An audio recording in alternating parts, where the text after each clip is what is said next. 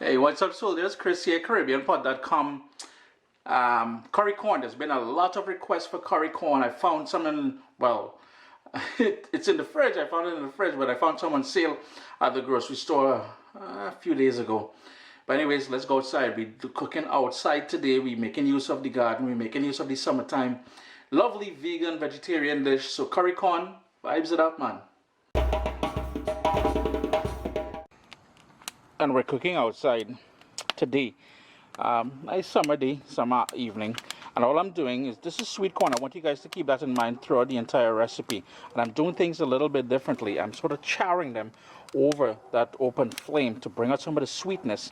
Now keep in mind, I said this is sweet corn, so the cooking time will be considerably less than the traditional corn we get in the Caribbean. And over on this side here, I have my pot waiting for the curry to happen. 2.5, maybe 3 tablespoons of vegetable oil on a low heat. We're gonna go in with some diced or chopped onion, and that is just half of a small onion, as well as 3 cloves of garlic, which I just smashed with the back of my knife. I have my heat on low. Yeah, it's still on low here because I want that to sort of gently cook, as we've done with previous curry recipes before. It's been going now for about 3 minutes. You can get that lovely aroma from the garlic and the onion. And this is where we're going to go in with some cumin seeds. And we call that jeera in the Caribbean. And we've got my favorite curry powder.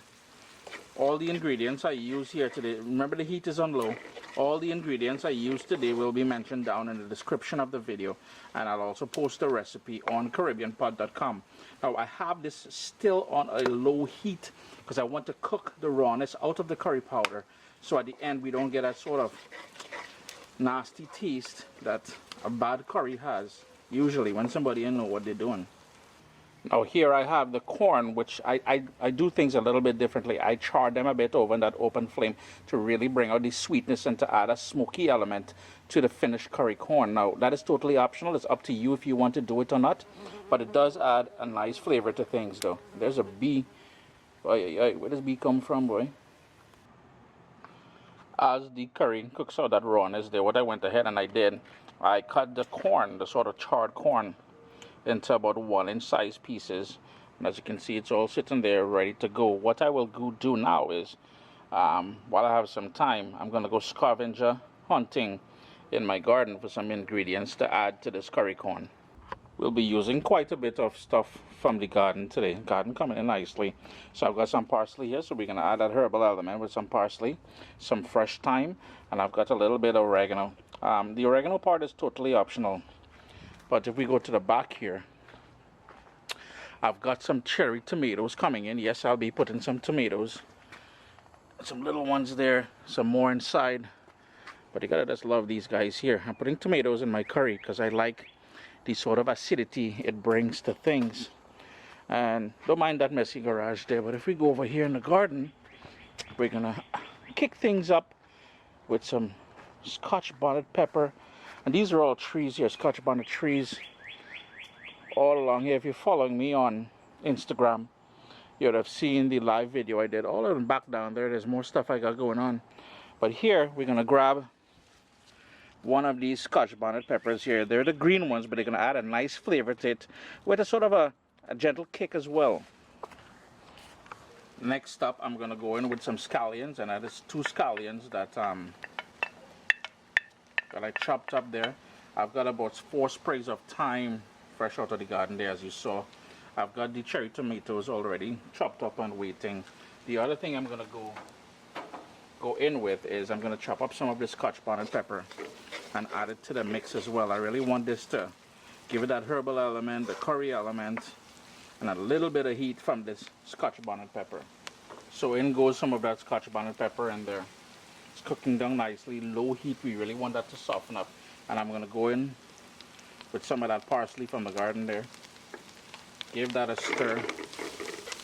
Really want that thyme and the parsley and everything to add that extra flavor to the overall curry. And if you're paying attention, I would assume that this is 100% vegan, vegetarian as well.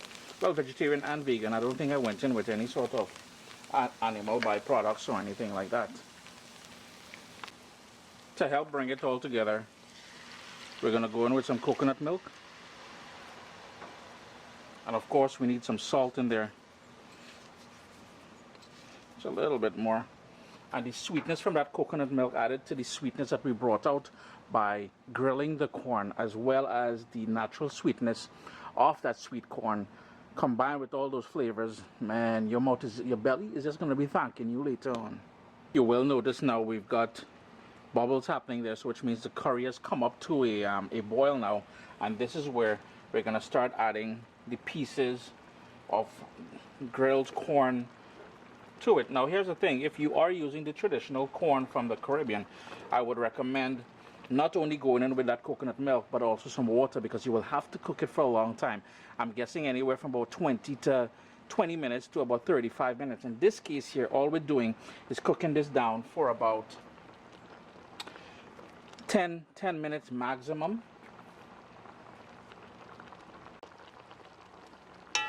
Then make sure you coat all the pieces of corn with that coconut curry sauce that we made there. If you have a lid, put the lid on here after you've tossed it. Just bring everything together, and as I said, you just want to cook it now until the corn absorbs all those flavors. I'm going to turn my heat down a bit just to keep it on a simmer and just get that going there. Here's where I'm also going to go in with the tomato from my garden there. Yeah, I keep saying from my garden because I'm very proud of my garden. I'm a gardener at heart, you know, country boy. Put the lid on there and let that sort of steam cook down there for a few minutes. So it took about 10 minutes. Again, I gotta stress, it is sweet corn. It was grilled off first, but